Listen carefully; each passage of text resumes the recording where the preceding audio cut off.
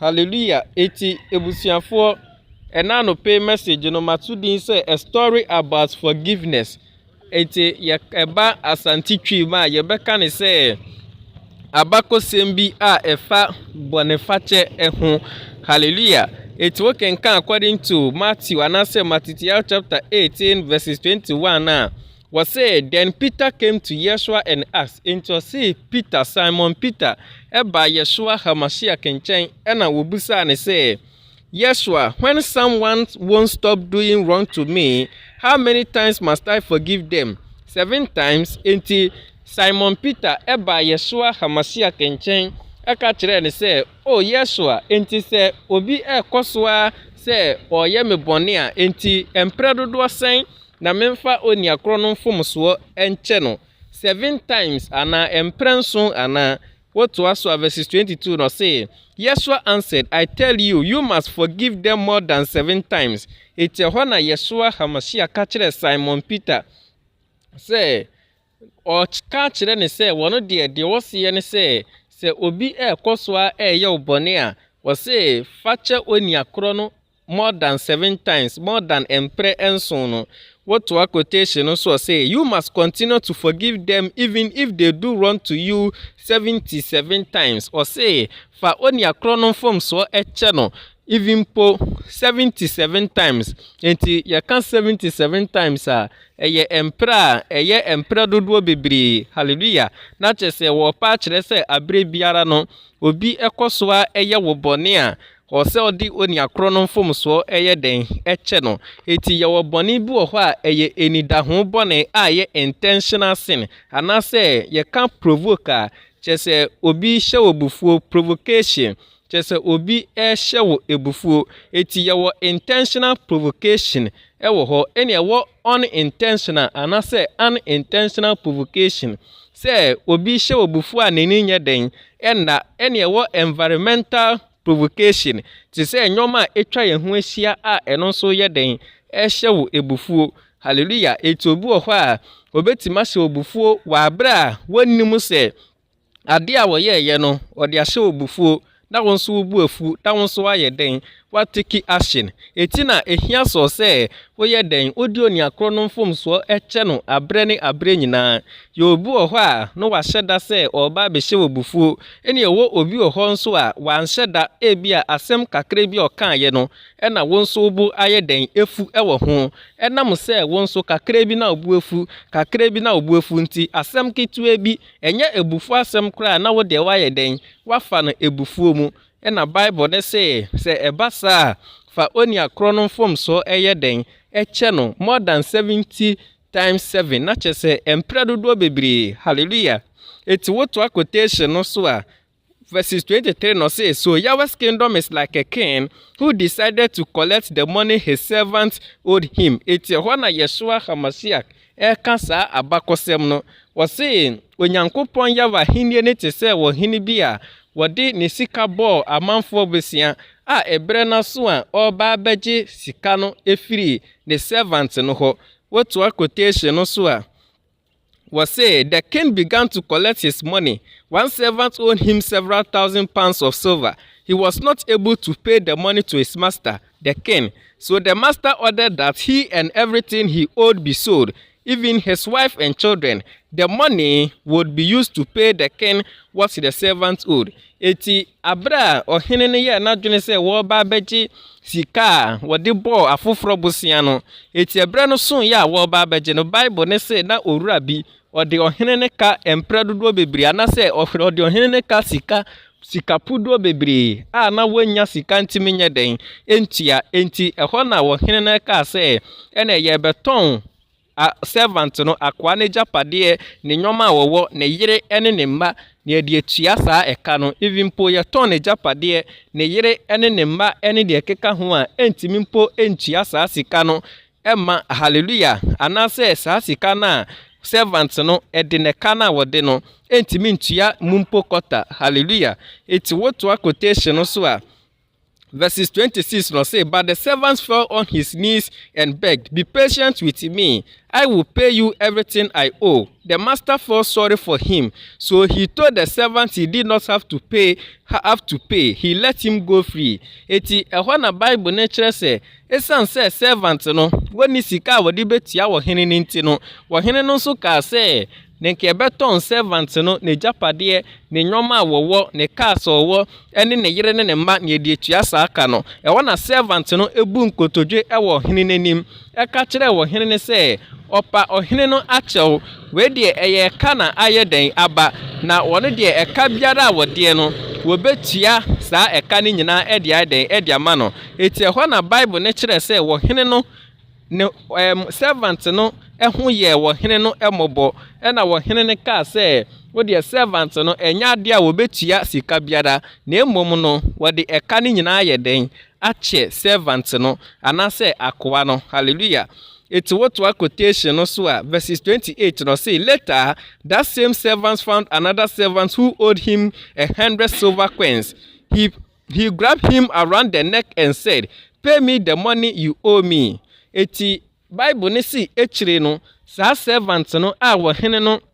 edi na aka no eche no sika na na o se nka servant ni tua ma ohene no esan se servant ni sika nti ohene ne de eka no anase sika ne yeden eche servant no echire no na sa servant na wo hene ndi sika no eche no a wo si eni kwan so tua sika biara no na wo no so obi ede ne ka na abra obi di ne ka no kohia no wo kwan mu no Bible ne say wachi woni akro no na wojojo woni akro no wotete na tade eye ne basa eka kire ne say se wentua na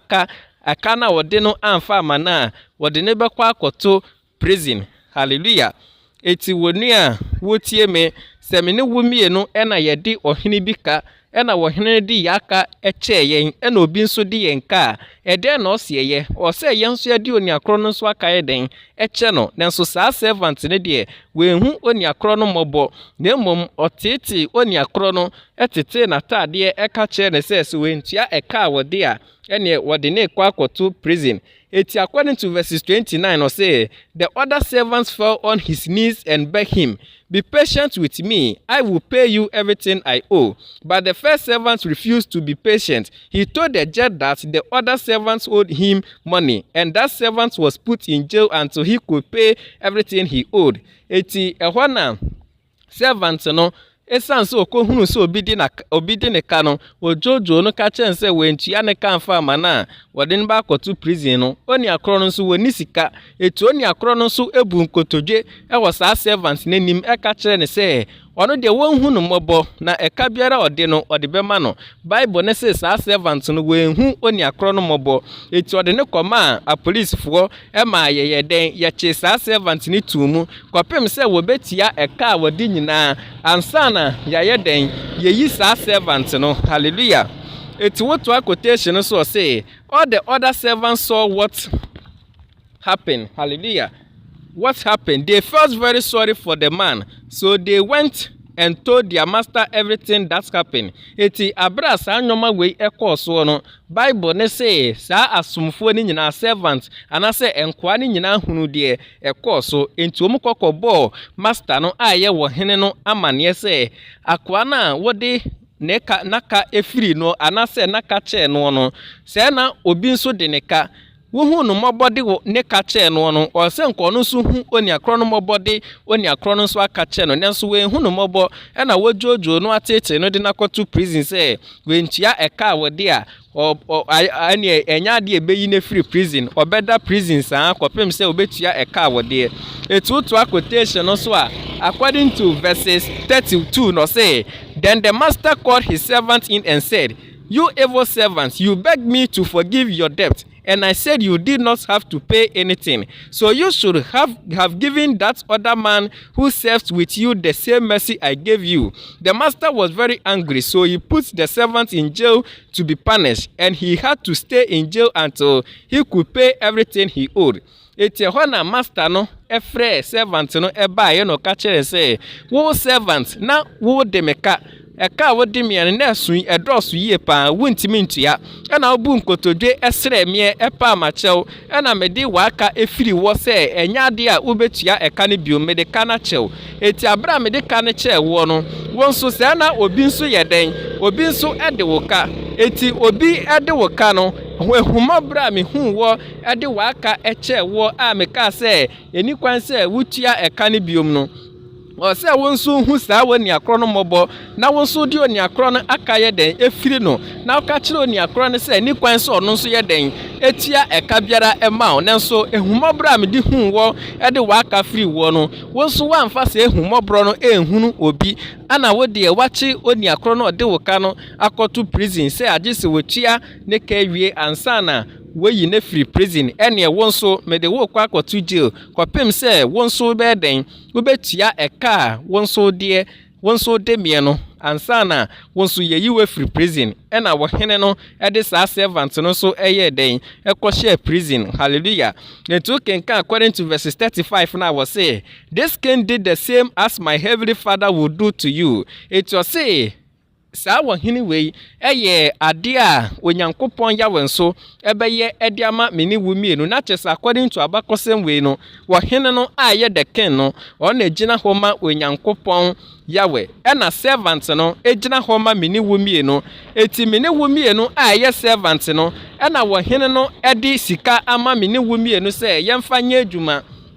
na oba yebebusu akonta edi akire no ne edi ne sika yeden ama no enti abra wo hene no ebaaye no ena wo yese wo ba baji sika wode ma meni wumienu na ye servant no ena meni wumienu yentime enya sika na ama wo hene no ena wo hene no ehu ye mobo ena ode yeka no eye den eche yen obi nso de yenka o se yenso yehu oni akro no mobo ne ade oni akro no nso aka ye den eche no nenso yehu oni akro no mobo amfa na aka anche na ene onyankopon yawe nso se ene meni wumie no nso eka ye de ono onyankopon yawe no wono nso mfa yeka enye den enche yen etutu quotation no so say you must forgive your brother or sister with all your heart or my heavenly father will not forgive you. Eti hona Yeshua Hamasiya ka Yesu Kristo no ochira ase ka se yemfa afoforo mfomso enye den enche womo eti eka no ene ye